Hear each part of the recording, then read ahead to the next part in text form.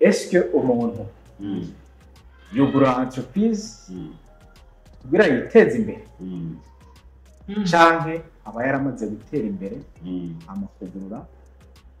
entreprise umuntu cyorofete bo nta nyishu nkeneye definitely iyo tuvuze crypto money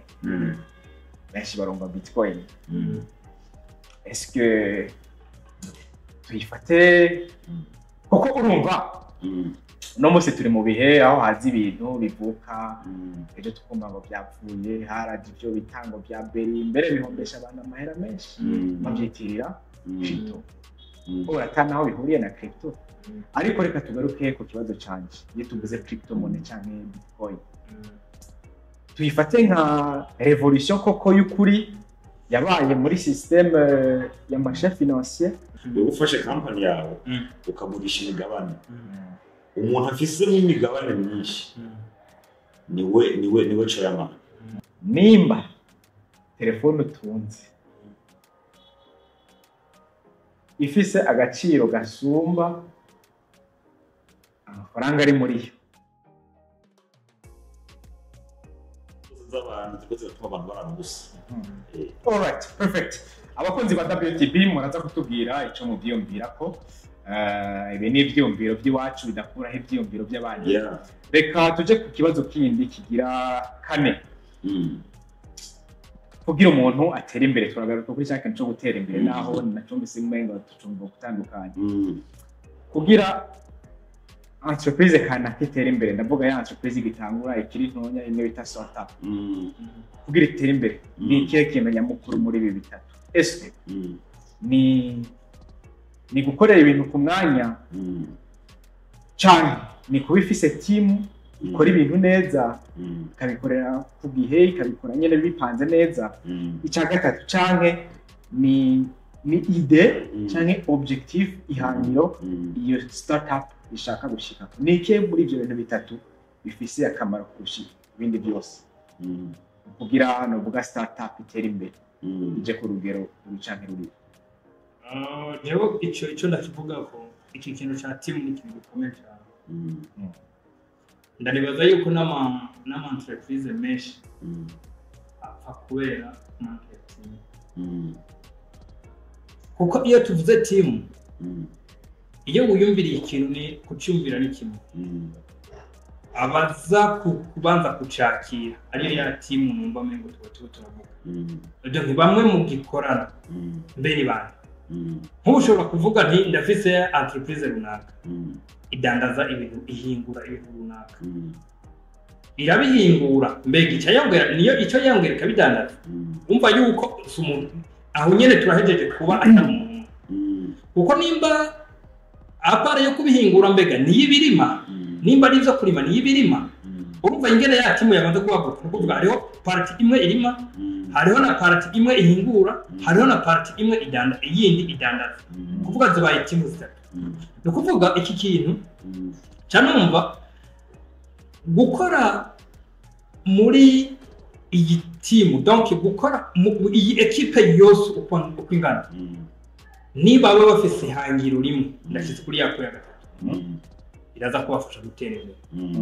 mugabo sinumva yuko iyi entreprise yoza kuca yihomeka cya iki donc ibintu donc ikaca ifata icyo kintu cyose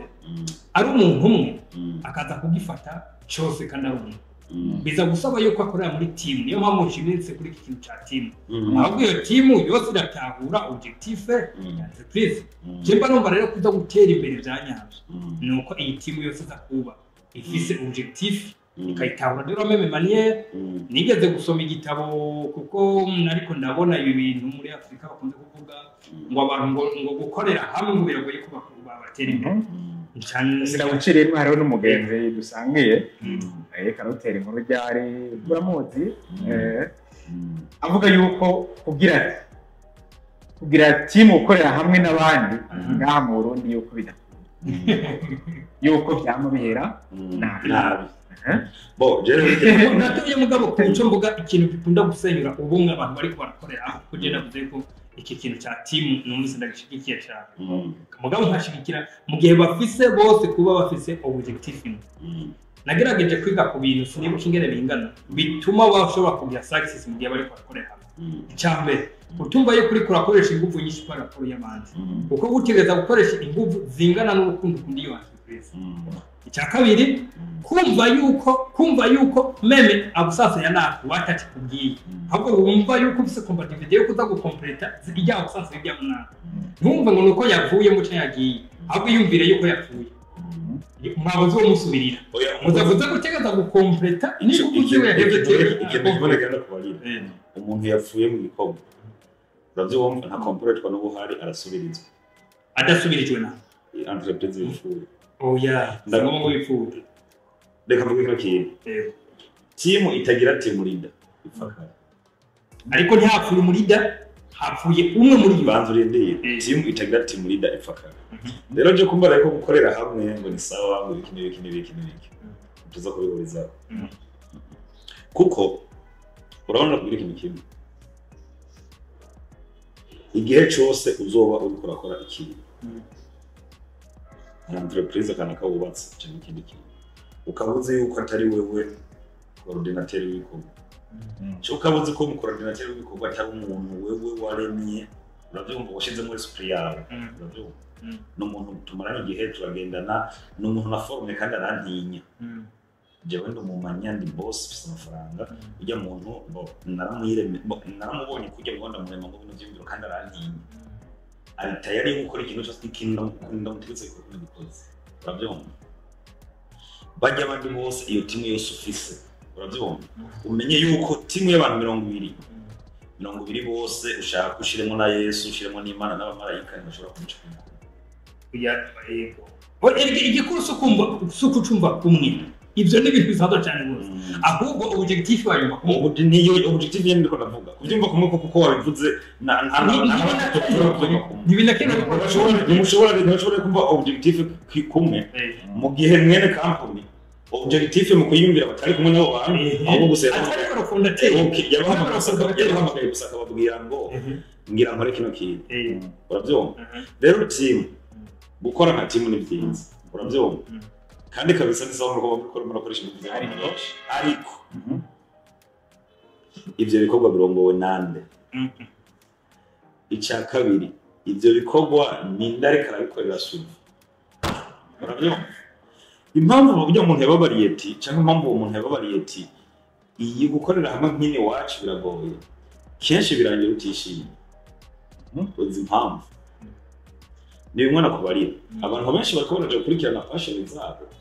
je tumuza wumva uno munsi hari ahantu henshi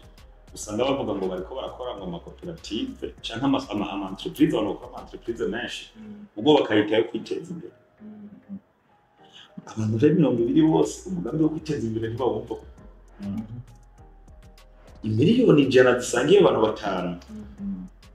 utaraja kure reka mbaza akabazo gatonya gusa sinkeneye yuko mukishura ahubwo reka abakunzi ba WTB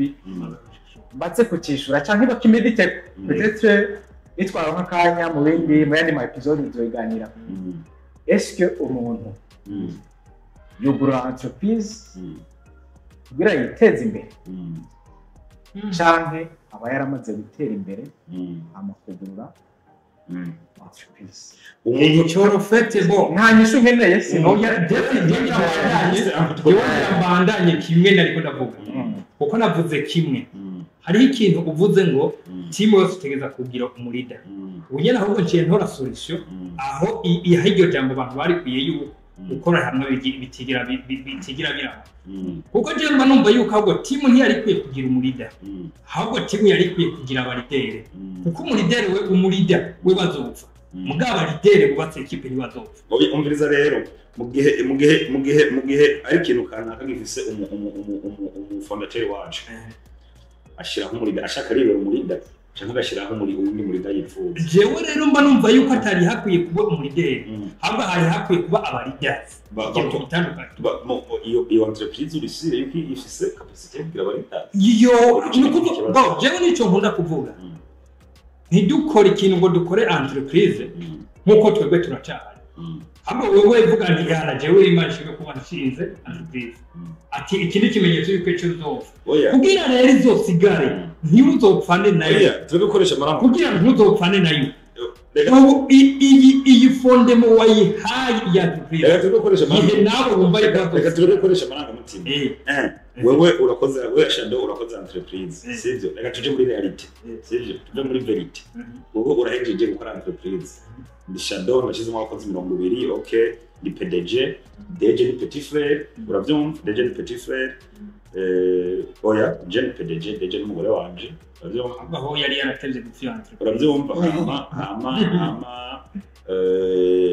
coordinateur ni petit frère shaka ibindi bintu sivyo urayishize ngaho ama ucivuga ati ino entreprise ni yanaka muri continent cyangwa mu gihugu muri Afrika entreprise ni yanaka abantu bose barazi entreprise ni yanaka kushaka kuyishiramo abarinde bivuze sivyo kuyishiramo abarinde shaka kushiramo abatanje mu gihugu cyacu none ni wafa urusire yuko wowe wari PDG nukuvuga upfuye wari DG azosheduka kuba PDG niya bakunda icubahiro nkuko nawe ugikunda hama abadesanda nabo zocabashikira iyo ni mentality yo muri Afrika yuko wari PDG wari vice PDG nkekari washobora kumara ngo leti dukure mu maranga muti rero mpamvu je nakubari yuko team itagira team leader ifakare niyo mpamvu ubona abantu bamaze gutera imbere bagira ngo reshije ngo bamaze gutera imbere umuntu yubaka entreprise umugabo amaze kuyubaka akagurisha imigabane uravyumva akagurisha imigabane no kubera iki ninagurisha imigabane Shadow araza kugurana n'akaraza kugura ni ivyiyumviro by'abantu batandukanye rero abarida cyangwa umurida tuza gushiraho uravyumva no kuvuga jewe naho kuri muri absence yanje uko wowe waguze ufise n'inyungu uravyumva ufise n'inyungu kandi hari ingingo ngende gwako kubera rero ufise n'inyungu hari ikintu utaza kwemera ko gipfa uravyumva utegerezwa jewe n'inama ntahari na timurida twashize hagapfa utegerezwa kurondera undi mutimurida muzi uravyumva ubuze ikintu cyo kugurisha imigabane sinaguciriye none iyo umuntu afite entreprise hamaka fata ingingo yo kugurisha imigabane twifate yuko baba yatangaye guhomba cyangwa yagiye ahubwo bari mu Amerika abari mu nyungu iyo nyungu y'abantu nka crisis magato iyi entreprise ifise niwe yari ifise imigabane wenyene fondateur PDG fondateur natoya none ni uwo mu fondateur gusa afise imigabane wenyene imigabane cyangwa we agurishije yiwe mugabe y'abandi ya entreprise nyinshi zitangura ari umuntu cyangwa babiri bafise imigabane cyangwa fondateur kayifonda wenyene mugabe akayihagarika yaje kuyihagarika akagurisha imigabane cyangwa akayikabana nyuma imwe ibandanya kuri filozofi yiwe n'itaha yiwe urabyumva mugabo rero mentality y'inyuma yo kubona ngo igiye kubandanya gute ese ni ntazobanda hari bizogenda gute umuntu yumvira ico kintu bye n'abagurisha imigabane muri company kandi niwe muntu aba ashoboye protect itunga ryiwe kuko bagiye abantu bose baguze umugabane mwese musangiye uruhombo musangiye n'inyungu mu gihe rero utahari ujya wundi muntu afata ingingo ibereye urabyumva kuko arabizi ko amategeko ahari atamwemerera gufata ingingo iza kumuproteja wenyine cyangwa imuhinyungu wenyine acahagarara hagati y'agafata ingingo rusangi urabona afata ingingo rusangi niyo mpamvu afata ingingo rusangi niyo mpamvu rero ubona umuntu amaze guca ubwenge urabyumva niwo muntu rero cyangwa amaze kumva ukuntu ibintu bigenda niwo muntu ubona ashobora kugira iki kuvuga nti iyi company narayigize mugabo reka agira iki reka ahigeze gurisha imigabane ikindi biza gufasha ngo uwo koze company bifate irimo 10 miliyari irimo 10 miliyari par exemple izo 10 miliyari rero zihagaza ahantu ukibona shaka ziriko zirunguka 500 millions par jour c'est nditezo ishobora gutomba fayite bivanye bikuye kuri ku kibazo kanaka zose urumva uzocusigara he mugabo niwo gurisha imigabane no kuvuga ushobora kugurisha imigabane nyuma yari miliyari kugurisha imigabane ya 500 millions ya 500 millions garikoze investisa handi jenende mba numva mengo kugurisha imigabane ya entreprise bidasigura yuko umuntu yahonje ndabyumva mu mico itandukanye nimba ari umuvisionnaire ashobora kuraba imbere ashobora kubona muri Diza iyi entreprise yanjye ntizoba iri ku mwanya ndayigurishije rero arashobora kuvuga nti ndayigurishije kugira ngo njyane n'igihe cy'ikindi kintu cyangwa ashobora kuvuga nti ndayigurishije kubera ngo n'ikindi kintu kiri benefique par rapport y'iki bano barabidasigura yuko none kuko iyo turiko turavuga ibintu turiko dushira muri perspective kandi turabe n'ahantu tubaye jewe kuba nakabaho Burundi sinumva mu muntu nyene entreprise yadandaje imigabane cyariva bo bishobora kuba ntitubimenye kubera yuko mu isanzwe n'ivyabindi tuvuga kuko yes immediate turimo icerekeye ico twakwita isoko ry'imigabane yifashe yaravyo ni market exchange nibaza irahari cyane ntayo imeze gute yes iyo hageze ko banaka bagurisha imigabane umukenya ninde kuko iyo hamaze kubaho iyo market exchange barabivuze mu kiganiro ni hahandi rero habaho umutenya uravyumva jewe shadow twebwe muri MetaVision tugira hari imigabane itanga iri disponible iri ku mahera ya dukeneye aba investisseurs baza kuyigura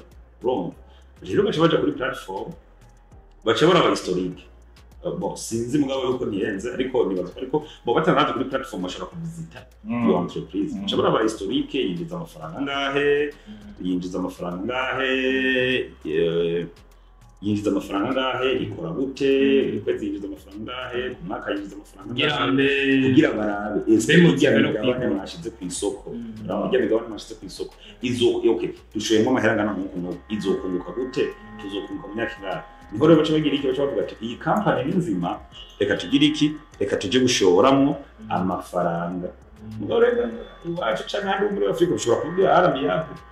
wowe John muri mutabihereranya nkakuhereranya cyo ukanyihereranya ukambwira ati muri John ikenera ifaranga muri society wanje dufise ibi uri harimo imigabane irimo canke dufise capital ya 1 miliyari miliyoni 300 tuvuga ko ndaguha imigabane cyane ariko niba muri Afrika hari ingeso ndahabona mengo muri Afrika abantu bari bati kandi aritegeko aratinya gupfa mugabo ntiyigera siba uja ku mpano ubwo ivyo bintu byo kureka kubishira ku ma platform uwo ari we wese erega nk'ubu uwe urashobora kuba impressionné no kuja kugura iyo migabane kubera ubonye ico kintu bamaze kukivuga ikibazo nibaza yuko platform ndetse zishobora kuba zitahari nico ashobora kuja kuba nibaza ariko sino igihe zoba zihari ubundi kugushira ivyo bintu kuri platform ziba rishingano nibaza ko ari kwazo za leta canke za bank centrale z'igihugu kuko ubundi ama entreprise yose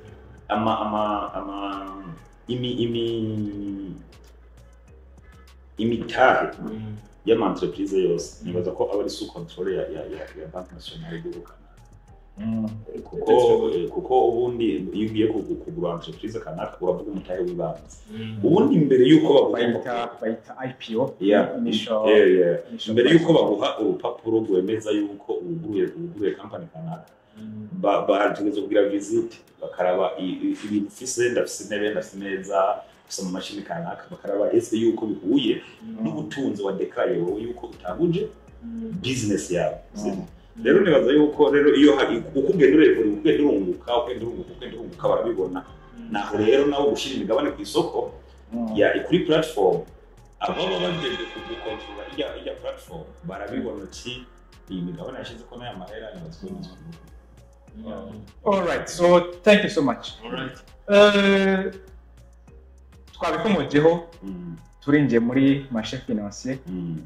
Twatangiye kuvuga muri stock asab dusa nkaho twinjiye muri marché financier gatonya. Rero tugana ku musozo. Nibazo nkeneye byo kwishura ku minsi 5. Ubu twinjiye muri marché financier.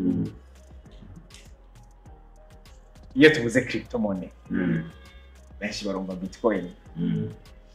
Est-ce que tuyifate kuko urumva no musi turi mu bihe aho hazi ibintu bivuka ejo tukumva ngo byapfuye haraje ibyo bitango bya beri mbere bihombesha abantu amahera menshi babyitirira crypto uratana aho bihuriye na crypto ariko reka tugaruke ku kibazo canje iyo tuvuze crypto money canke bitcoin tuyifate nka revolution koko y'ukuri yabaye muri système ya marché financier canke tuyifate nk'ikintu nyene charge nyene gutyo kizoheza kikanagenda nkuko charge ubyumva gute cryptocurrency ni for example bitcoin si ikintu charge uko charge si ikintu kandi bon ni evolution yazanywe n'abanyabwenge bafashe kukuntu abantu bavuga nti yuko batari open ibintu bituguruye kuko nibaza yuko cryptocurrency zitaraza guhanahanwa kw'amafaranga canke amapayema kubaho byoroshe nk'uyu munsi byari bigoye mugabo uyu munsi icyo kintu kiri facile ashobora kuba yibereye i Los Angeles akakubwira ati jewe nibereye mu kabare nta mahera mfise uri muri Tanzania cyangwa uri muri Kenya mugabo ukamurihira iyo facture yibereye i Los Angeles icyo kintu ni cya kintu twavuga umu entrepreneur uwo muntu nimba yarashoboye kuzana ubushobozi ku isi umuntu w'umu entrepreneur yazanye ikintu abantu yari kuexplica ataragikora bari kuvuga ku musaza mu Google ntiwabivuga kuba yari amaze kuzana icyo kintu jewe rero sinovuga ngo ni ikintu charge uko charge kuko EBFR charge gitora probleme zari ziri ku isi shaka kuriha iki kintu uyu munsi birashoboka mbaye ikizo ntamba mwiza arahavura ikindi kintu nacyo abantu benshi bibagira ni uko umuzi wa cryptocurrency wazananye muri probleme economique yari muri Amerika ntamushiriyemo kubera iki bavuga yuko wowe uvuga yuko yazanwe na crise economique yari muri Amerika ariko bakavuga yuko bitcoin yafunzwe n'umuyapani Satoshi Nakamoto icyambere jewe ni gute umuyapani yoza gutorera inyishu ikibazo kiri muri Amerika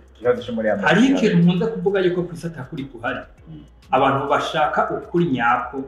n'imbikiro ribaho baririndira bari byo bazoja mu petite kuri bazokumenya kuko niba kumenya bagezeyo canke hari inzira bashobora uri karondera oya ukiri kwisi kirazira yuko nimba ufise ingufu zo kurondera ukuri kwiri kwisi izo ngufu zizopfa kuza kuko ntakuze birubona kuko nimba twavuga ngo ni umunyamerika ni umunyapani yaje gutuva icyo kintu kiza gutora solution ya probleme iri muri Amerika bon je me souviens yuko c'était 2008 2009 navuga nta amatelefone yashoboye kuba éparpillé ku rwego runini cyane muri Afrika ayo matelefone abantu babonye mengo ni urukundo rwa hatari ayo entreprise ari karazana mugabo ariko barashaka yuko inkuru ziva ibukuru zidushikira byose ntiziza kuzana ngo ndiko numviza ngo radio kuri bewa ngo bavuze ibino ziza kuza muri telefone bukiyugurura notification ya ntuzenya yuko bitcoin iri kiragenda uko kandi yuko izogera ku 100 nawe ukavuga ni kubera ikintu kuri iki kintu gifise 0,0 combien kubera ikintu kigura kandi nashobora kugura telefone kandi mvise na access yo kugura meme nkoresheje meme na $1 donc amatelefone n'ibintu bazanye kugira batwumvishe yuko ibi dushaka kubona tubibone ku ngufu ikindi kintu nacyo nagiye kugerageje kubona mbega iyo umuntu akuze cryptocurrency nezihe ngufu nyinshi aba yakoresheje nta ngufu nyinshi aba yakoresheje ahubwo ingufu nyinshi aza kuzikoresha mu kudukonvenka na puissance y'icyo kintu ni ikintu sindi ushobora gufyatagura mugabo ni ikihe kiza gutuma nakacemera ubundi mugabo rero bona abo ingene bakeye batwefesiona kuri icyo kintu ari ikintu kimeze neza bakibaza amatelefone ucugura telefone urakibona ucugura telefone urakibona notification yayo urayibona message yayo urayibona amakuru mugenda murayahanahaniya kuri telefone ufite telefone n'undi arayifise donc bica bituma amakuru y'icyo kintu adushikira kindi kinacho haratevye kuba ama concurrence y'icyo kintu 2009 2008 mugiye izindi novuga yuko zikomakomeye zatangiye kubona 2012 tukiri ngaho none kumva ngo umuyapani yatoreye inyishu Amerika est-ce que yabigize kuzihemba nimba koko ari umuyapani ho est-ce que sinemera ko ari umuyapani ahubwo nyene baravuze ati turakoze ikintu turabona twinyungu tuza kuhakura mugabo kugira kuko si only cryptocurrency novuga yuko ari ikintu kiza gutuma abantu bareka gushira muhera muri banki ahubwo bakashira mu portfolio kugira ashobore kugrowing mugabo uvuze ko ntiwemera ko ari umuyapani mugabo izina ry'ikiyapani no Satoshi Nakamoto ce n'est pas une personne c'est un groupe de soit c'est une personne anonyme ou bien c'est un groupe de personnes parce que Elon Musk niwe yashatse kubidevoira muri 2020 navuga nti Domo Satoshi c'est une abréviation de company aravuga nti IS signifie Samsung iyi Samsung ukacubona yuko bifite ni ressemblance ni ihingura amatelefone n'amashini Toyota no kuvuga c'est un groupe des entreprises zashizemo mahera kugira icyo kintu kiba mugabo sino ce n'est pas une seule personne sindi yoza ko Toyota ko umuntu Toshiba nayo kandi urumva nayo kandi gishobora kuba ari ikintu bashatse gukora akashete gishobora kuba ari ikintu bashatse gukora akashete ariko ikibazo ni gute no kwiyemera k'umunyamerika ni gute umunyamerika yo kwemera gukora ikintu akavuga ndagikoze kirabaye n'ikintu gikomeye akemera yuko brand acitira umuntu wo kindi gihugu brand numva ko umwanya umwe uravye nka puissance uravye nka puissance Bitcoin yagize no bifise ntumva yuko ariko uko kwisubiza hasi Amerika bwa jewe sinemera yuko ijya brand bayihaye ubundi muntu ahubwo umuntu atoshoboye kugira ubushishozi niwe yovuga yuko iyo brand bayigurishije uko uravye puissance Amerika nayo ifise na impact ifise kuri Bitcoin ntibuvuga yuko iyo brand bayigurishije kuko nagerageje nk'uyu serukira uyu atwara nzenya Sneguka company donc ikintu kiraho ajeje mu byerekeye na cryptocurrency by'ama transaction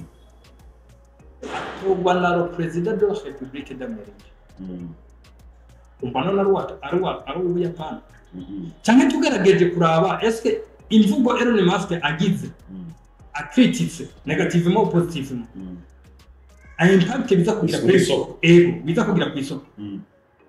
hariho ubundi mu Yapani bugiye tubona yuko yogira ikintu yovuga ikintu ivyo bishobora kuba kubera investissement bakoze bishobora kuba bakoze mu investissement ikomeye ko none ivyo bakora ko ufashe company yawe ukagurisha imigabane umuntu afise mu imigabane myinshi niwe chairman Amerika cyo chairman w'imigabane muri Bitcoin kubera ko bemvestishije menshi bon okay no musi Amerika nico gihugu ca mbere nk'igihugu twaruse barayivuze uherutse bisema Bitcoin menshi no Bushinwa mugabo reka binjane ku kibazo bikurikira bakiti twego turavuga bon tukiri kuri iki mbere gatonya est-ce que turashobora kwiyita yuko ari ikintu kizogumaho ari revolution koko cyangwa ni cyakindi biza bivuka bikagenda bikajya amafaranga abantu yego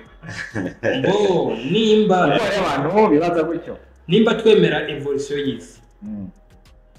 reka muri ya cryptocurrency tuyemera izindi cryptocurrency zose ni zawe na Bitcoin mugabo si izo fuga zuze nizo zidofunga nkuko yabaye ngo bari amahirwe yuko kizoka bishobora kubera evolution y'isi bishobora kuba nk'inyuma y'imyaka 70 ngasi si muri sicyo tuzobibona asset ni ego asset ni kintu umuntu ahorde igihe runaka kikaduga mu gaciro Bitcoin ni asset urabyo rero nimba ushobora kumva definition asset Bitcoin ni asset rero kumva ngo izogenda cyangwa izogira iki my friend yaramaze kuba hari ikintu kiba cyaramaze kuba kitagenda ivyo bintu nibyo hariho no mu journalist yigeze kwimbaza igihe kimwe hari ibintu ivyo bintu biza bigatwara amahera abantu umuntu wese azokuzanira ikintu akubwira ngo shira mwaya guce wiryamira ngo hamunguza gusanga mwa ngo kumunsi muzana guhaye abyumva none yagiye gukora kwa mane ubu ninda ariko arakoresha ngo uzobura yumpa uwo bintu bigeze gutse urabyumva rero ari ikintu Bitcoin ni urabona ibiharage ku isoko biradoga bikongera bikamanuka urabyumva ibiharage ku isoko biradoga bikongera biterwa n'abagikenera n'abasiya Bitcoin kuduga kumanuka nta yindi formule ihari ni offer ni question de offre et la demande urabyumva ikidandazwa iyo kibaye cyinshi ku isoko gikorora imbeyi urabyumva iyo abagikenera babaye benshi ku isoko kiduza imbeyi edayerejewe hari umurundi numvise turakunze kuganira gusa ntabanga mu Burundi we warakubwira ati jewe hako nogura inzu nogura Bitcoin kandi kukarafisa amafaranga ashaka kuba nafise no mu bihumbi amajana 200 by'amadolari birenga yumvira umurundi avuga ati jewe nta nzu nogura nashiye muri Bitcoin waranze yisubira mugabo ntabanga mu Burundi je nkunda kwivugira ngo nimba uzi yuko hariho ikintu cyose wumva kwikorwa kuri internet sibyo ikindi kikosa abantu bakora no kwirasa muri business badafise amakuru imbere ko wirasa muri business kanaka banza rondera amakuru uheje kuronka amakuru akwiye rondera ubumenyi rero nabwo kwico kintu no muri kuronka ubumenyi bukwiye irasa muri kariyeri ikibazo abantu benshi bagira ni ibi bintu byo kuja mu bintu ni batari byo bumvise ngo shadow ngo kora ngo business en ligne agaca akora n'ikintu mwibanga ntakubarira agaca kwita muri note ejo cyane twaba bagomba gushika telefone ngo shadow ngo bantu munana agiye muri bya bintu byanyu ibintu byacu bihe mu kubija mu rambariye ibyo bintu ariko kugira ngo ibintu bijye bintu ari nivyo wambare nkasanga dewe siyo kariyeri nico gituma rega ntabikubwira nico kibazo rero ntabikubwira arikubwira ariko beje kuyamwa rero gacu kumubwira ati none je ibintu bya bintu byanje je mugabo iwanje ko mbona bikiri bizima we bite yagenda kukubwira ari byo ugasanga byarabaye mugabo ni iki ni kwa kutamenya so majambo make inyishu yihuse Bitcoin inyishu ati wacambura inyishu Bitcoin ni est-ce que ni business en ligne canke ni investissement/actif/asset investissement Bitcoin ni business en ligne canke ni investissement. Merci beaucoup. Bidushikane kuri iki kibazo navuga hafi cyanyuma. Dernièrement hari umugenzi yereka atubwira yuko afise amase. Mbere nashaka kunze no kugura amaparcela iki no kuvuga we babigira ko investissement kagura parcela zari wagaciro amafaranga akiyongera. Umbe yuko yigeze no kugura parcela muri iyo myaka yashize no munsi yababa agaciro ka miliyoni y'amajana 600 bishika ndare kuri kino kibazo ese umuntu arashobora gutunga tubyite dutomoro tubyite gutunga amafaranga menshi atinvestishije mu ma risque asset mu ma actif risque cyane umuntu ugira tunge ni maka azokore ya business yaronka abakiriya cyane kugira tunge ni kugira ni makaje muri investissement yama asset iki bongira no kwinyengira ngo zananje nkakabazo nyine kyongera kurako eske business umuntu yokora anaronka izo z'abakiriya nanje ni ihe business umuntu yokora atari risk kuri ico kintu nyene mbega abo bakiriya bo bari bafitaniye kontra yuko baza kumva ahubwo business itari risk ni donc aho rero niho cyambona yuko business is about you. Urabona imana ntiyihera nta muntu atambukisha amaguru abiri yose cyane mu gutambuka kuguru kumwe kuri bakurikiye okay niyo no muri business rero uzi kugira muri business umenye niyo mari ari ibiro nguru yaje hari byo kwa nguru mu kugira utambuza kuguru kumwe kuri basiranye umenye ko kugira utambuye imbere ari nyungu gusenya mu nyakaro none kugira umuntu atunge ni maka afata amafaranga yiwe ayashire muri investissement kana oya muri bisanzwe kirazira gufata amagi yawe yose ngo yashire mu gitebo kimwe. Kirazira gufata amagi yawe yose ngo yashire mu gitebo kimwe kuko ni Eda ni wanayabundikira ashobora kutazova mu miswi yose. Canke ashobora kuzoca umuntu atayabonye akakwita umugere akamenekera rimwe. Ariko mwe niwe washira mu makino giseke ayandi ukashira mu kindi giseke kandi ukashira mu kindi giseke. Umuntu ashobora kuza kwita umugere giseke kimwe ibindi bibiri bigasigara.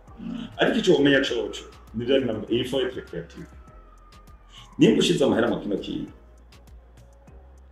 no miliyoni fata 300 uyashira makino kiyi 300 uyashira mu kindi 300 bisigaye uyashira ahantu kuburyo ni wabona yuko inyuma business maze gutangura ni huza kubona buryo yuko hari ibyo ukeneye cyane byose wari kwica ni waza kubona rero igikenewe bigera 300 twashize aha uraza ko bihumbi ijana bigende kwa cyane bigera 300 rero biragufasha mu buzima bwo kubaho imbere yuko ya business ngwa kubyara inyungu kuko abantu benshi barihenda mu kujya muri business kandi abo bikosa rimwe rikomeye kandi abantu benshi barakubwira ati edo na focus ari umuntu yambugishije ngo mwavuze yuko ngo umuntu ngo mugambi ngo yo miliyoni 2 baje ngo ndayafise acarambaza ngo kuburyo ngo ayo mahera ngo waciye abamwo ukayari hamwe inzu ukayambaramwo ukayafunguramwo ukayidepasa n'uwo muntu yarasanzwe yidepasa asanzwe afungura yasanzwe nakubwiye ikibazo bacenda mu bato cenda mu gati fata ayo mahera rero ubu nyene uyakora n'ivyo bintu byose umajije urabayiza gusigarana nawe ayo mahera yonyine uvuze wowe ubwawe uvuze ngo yakore n'ivyo bintu byose mu ndwi imwe n'imisatsi yoba yaheze ubu rero ukeneye kuyashira muri business yongere kandi aca gukora ibyo bintu amen ikosa rero abantu benshi bakora muri business biri ikosa abantu benshi bakora muri business no gufata amafaranga afise yose akayashira muri business kanaka nimba ari boutique y'uguru imuceri bimwe biharage birimo amamesa rimwe afisa mujya mu bantu 10 abantu muza panze agaca afata iyo business kayitanga problem rotrant agaca kuramo muri yo kuri inzu ro premier yayitangwe ro premier ro 2 yaciye atora mu biro bitanze umuceri mu biro bibiri by'umuceri zo guteka mugira n'ibiharage kwindaho n'amamesa yakwindaho ibisi 30 yose zozara kura ngaho kubera azi yuko ariho he ariko aragira iki azi yuko ariko ajya mu nyuma mugabo eske wagize evaluation urabona ko bamerere kujya bayunguza mugabo iki kintu cyo muri burya Afrika sinzi ingene mubona presi y'abantu bakuru en Afrique on travaille sous pression de l'âge turiko turikana n'imyaka none abantu biruka none umuntu yiruka none umuntu ntiyategeza kwiruka n'imyaka yategeza no kwiruka kugira ashike kuri ico kintu none umuntu niwe yiremye wowe wirukanye imyaka utari wowe wiremye voilà nibyo kuza rero ejo nigeze ko nabatse umuntu ngo yateguye anniversaire ngo kugira amashimira Imana ngo yuko ngo yamaze ngo gato kubera ko umuntu atategura inkoko zitanu mu gushimira Imana wowe ntijewe natanguje umugambi w'inkoko zitanu niyo mashimira Imana urabitse inkoko zitanu zari kuvamo peut-être yari mahera makaye parapuro yani ndetse wowe rero uciye ufata ngo ngiza anniversaire ngo gushima Imana ariko ngo matuma ko mu buzima okay wabigize mu rwego reka nababwire ikintu formule nk'emuzo usanga ku bakiri bato saba kire gusa n'abantu umuntu nimba uyu munsi yahembwa 500 cyangwa yigeze 500 ejo bikamushikira kuba kwinjiza mu miliyoni uyu muntu igihe yahembwa 500 ugasanga yahora aba mu nzu y'ibihumbi 300 agihembwa emiliyo hakwiyumvira kwimukira mu nzu y'ibihumbi 200 acayiyumvira kuba mu nzu y'ibihumbi 500 niyo formule uzosanga ku bantu reka presque reka wanashima tugire kure tumare iyi topic tutariwe turabambe kugira ngo tugire tumare bituma muremure ngo duhave twasanga twagiye out of the topic nagenda kubarira yuko formule imwe uravyumva formule imwe yo kuvuga ngo umuntu azotera imbere no gufata risk kandi mu uzi gutarafata risk ushobora kumenya na ya passion yawe wowe umenye passion yawe uri gufata risk rero ntuzi uvuge ngo ukeneye gutera imbere ngo ukeneye kudandaza no n'udandaza bose zo kora muri risk ubwo abakiriya urindiriye ko zo gushorera nta kontra mufitanye ko bazoza uravuga ko kikontinere tutanu gushima urazizanye nga hari umuntu n'umwe uvuga nayo kugishanya zo cyo kugira ngo mufitanye ataje n'uwo mufitanye urashobora gusanga yabirosa hano none uzocungira cyane nawe yavyumvise ahubwo nawe yagiye kubikora okay no kuvuga ngo risk ya mbere umwana w'igihugu agira wanashaka muto tuje kuri bato nuko ufata ibiharage vyumye vyari mu nzoriye ukabisuka mu kuzimu kandi bisutse mu kuzimu uwo kubwira ngo cugenda kubiyora ubwo no tore ntete nta nazitana woronka ukabireka bikabura uke uza kuronka uza gusanga cyo dukoresha bigaca bibora hama bihejeje kubora bigaca bimera hama vyamera ukabivomera canke imvura ikabivomera hameje ukazoja bigakura amababi ukizera yuko kizera ko bizoguha aho wateye ibiharage bibiri uzakora ibiharage 70 intete zibiri uzakora intete 50 niyo formule gukira niyo formule gutera imbere kuvuga rero ko uzotera imbere udafashe risk kuburyo uzovuga ko utazotera imbere udatanze sacrifice ibyo bintu byibutse. Thank you so much. Tuganira ku kibazo cyanyuma turi mu bihe aho turiko turabona muzo wa intelligence artificielle uri kuza ku murinda udasanzwe. Est-ce que muri bino bihe tubona umuzo imurindi intelligence artificielle igezeko? Est-ce que biracafise akamaro yuko umuntu aja kwiga kamara igihe runaka yiga akarorero nka programmation mu gihe hari intelligence artificielle ishobora gukoda application canke site web mu minota 5 ariko wewe ugashaka ati reka nimpaka nze kuvyiga mu myaka 3 kugira ndayibonere iki impamyabushobozi. Est-ce que intelligence artificielle umurindi ijeko? Est-ce que bya bindi twahora dufata yuko ari ngombwa? Est-ce que biracafise akamaro mu gihugu abantu bacu bagifata impamyabushobozi nk'ikintu cy'akamaro no kujya kuvyigukana impamyabushobozi n'akamaro birafise akamaro. Mugabo mu gihugu umuntu bamaze kumenya yuko impamyabushobozi idafise akamaro ahubwo ico gifise akamaro cyo umuntu afise mu mutwe cy'akazi bikeneye.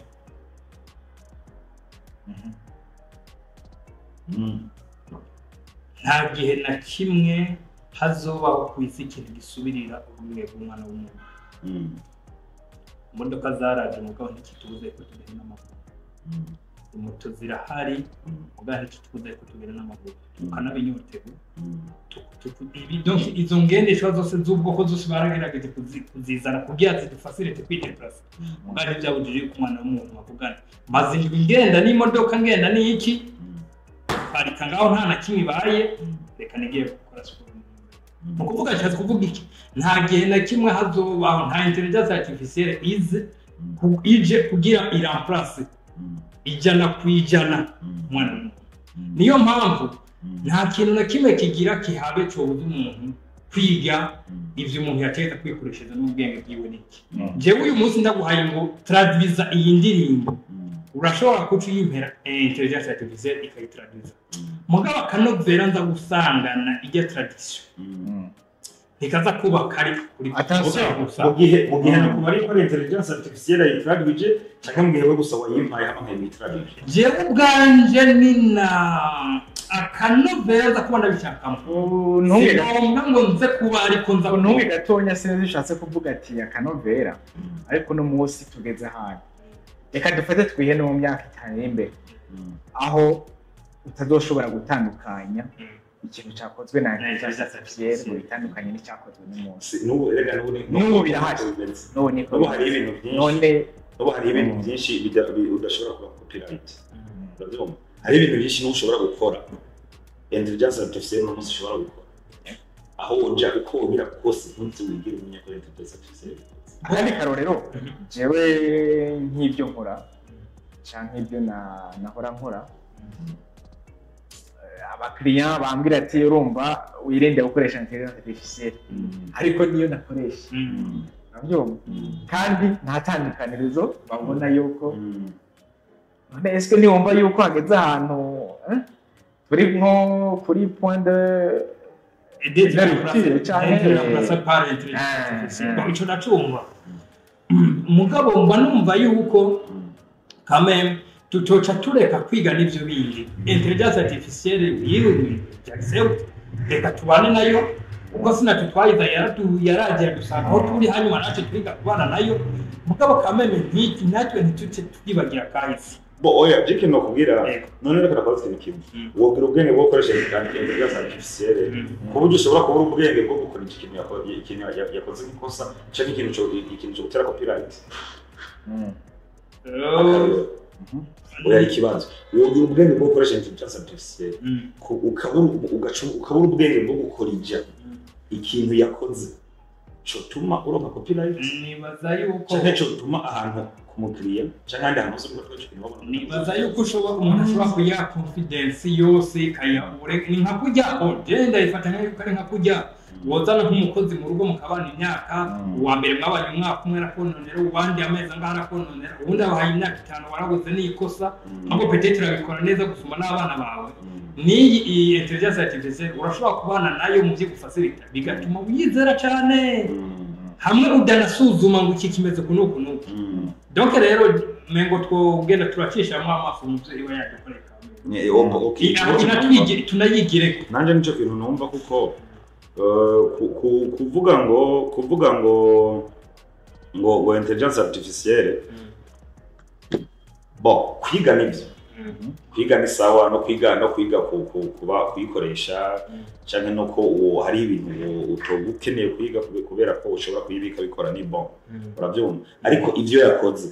ni byiza yuko we nawe ubwawe uba ufise bwa bwenge cyangwa bwa bumenyi urabyumva bwo kuba ushobora basi gukora ivyo yakoze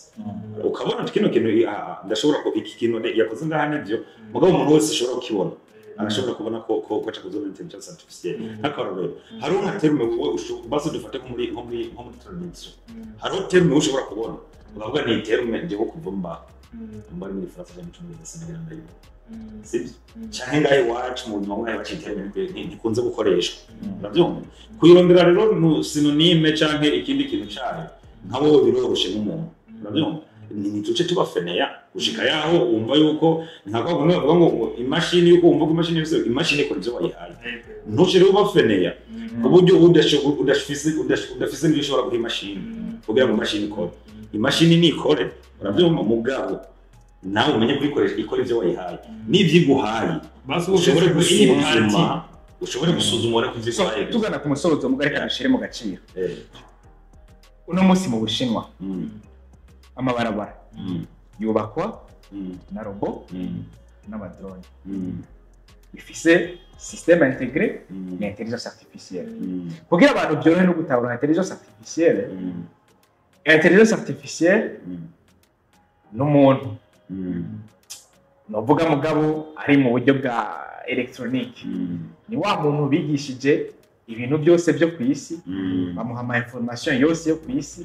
kandi akaba afise na bwa bushobozi bwo kuyagumana bwo kuyaburuka uburyo atanakimwe azokwibagira rero mu Bushinwa no munsi hari amarobo amadrone byubaka amabarabara no kuvuga wa mufundi yahora aja kwishantiye akazi kabuze none turiko tugana ku musozi iyo turiko turaja naho nyene ni nkunda kubivuga kandi muri mitavuge n'ibikunda kuvuga urabyumva muntu uzi yuko utari kuri integra muri system informatique kabuzi yuko ufise imyaka nk'iyo mfise cyangwa uri musi y'imyaka mfise iryo terambere ryawe riri mu marembere urabyumva iryo terambere ryawe riri mu marembere kuko ejo canke turi iwacu ntibirashika shobora kuzoshika bitevye urabyumva mugabo bizoshikira hose bizoshika rero ushobora kuba wumva yuko ijana kuja nko kwari ubivuze ngo nta intelligence artificielle izishobora kwamplasa ubwenge bw'umuntu nivyo mugabo hari ubuzi bwahora bukorwa hari entreprise aho bifise abakozi majana 5 ariko mu buco gihe izo bikeneye abakozi batanu kandi babahinga karuhariwe kandi zo kwisanga utari shadow turiko tugana bavuga ngo umutwe utagira ubwenge bushoboka uyu munsi hakwizera umukozi amaze kungaburira inshuro zibiri zigiye nizera inkono y'umutekereza ntizigira yibagira yuko kuziganya umuriro kuyikoresha apana yuko ikoresha n'umuriro urenze. Donc ndumva hariho 50% zo kwizera intelligence artificielle na 50% zo kwizera imana. 50% zo kwizera intelligence artificielle na 50% zo kwizera umwana w'umuntu. Ubu byo birekera umwanya. Urabyumva? Nizo 50 naho umuntu zizoye. Umwanya rero urabyumva umwanya. Nizo 50% wahaye umuntu. Umwanya rengera zo kwifisha yazo.